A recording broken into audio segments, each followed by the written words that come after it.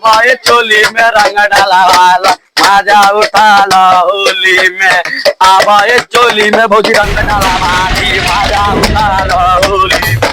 अरे मजा उठा लो होली में, अरे मजा उठा लो होली में। आवाए चोली में रंग डाला वाली मजा उठा लो होली में। बोलो श्री रामचंद्र की जय हो। तो भौजी के रंग डालेंगे बड़ा चोली में, चोलिया में हो गोरी चोलिया में हो। तो आज बनला बा होली में पलन डालब चोलिया में रंग। आज बनला बा पलन चोलब होलिया में रंग।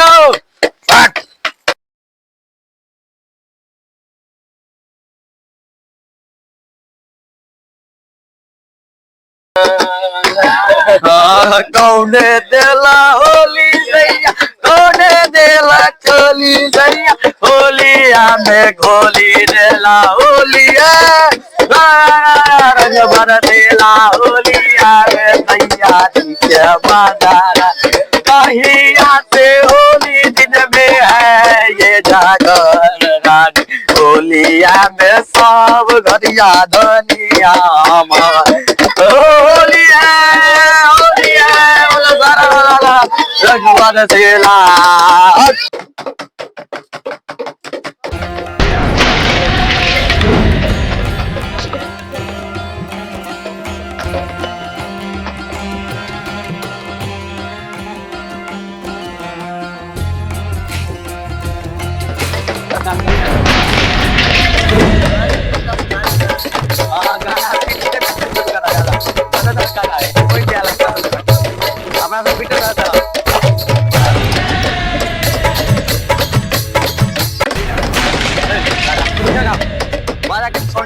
रघुवीरा बाबा में होली के रघुवीरा, होली के रघुवीरा बाबा में होली के रघुवीरा। रंग बरसेला आबादी हमनी के होली में। आवा हो चोली में रंग डाला वाला मजा उठा ला होली में। आवा हो चोली में रंग डाला वाला मजा उठा ला होली में। रंग बरसेला हमनी के बारी होली में।